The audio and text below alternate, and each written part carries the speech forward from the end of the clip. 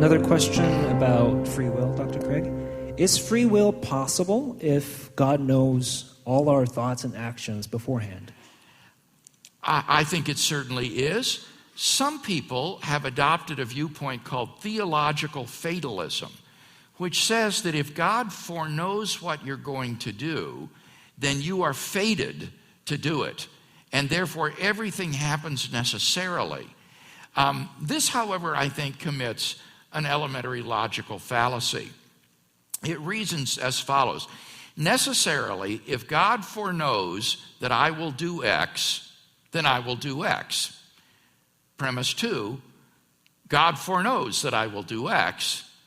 3, therefore, necessarily, I will do X. So that's how the argument for fatalism goes. Necessarily, if God foreknows that I will do X, then I will do X. 2, God foreknows that I will do X. 3, therefore, necessarily, I will do X. That commits a fallacy in modal logic. It does not follow from those two premises that you will necessarily do X.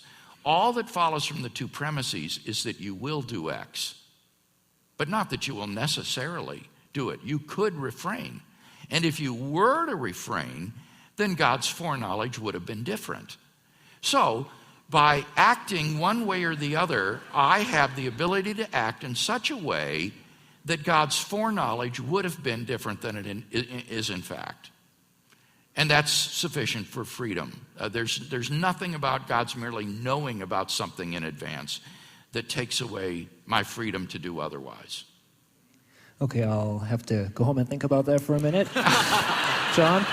By the way, I actually spent 7 years working full-time on this project, doing a philosophical analysis of divine omniscience, and have published a number of books in this area.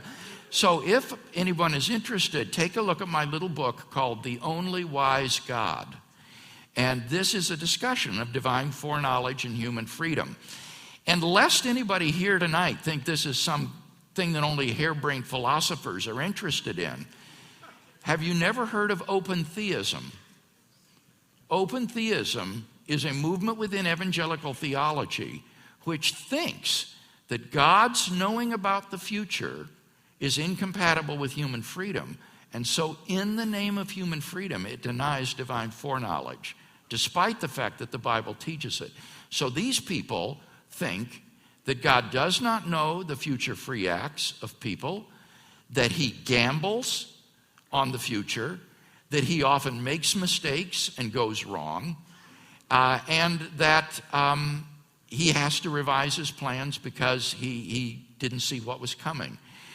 And this is an issue which is splitting the evangelical church today.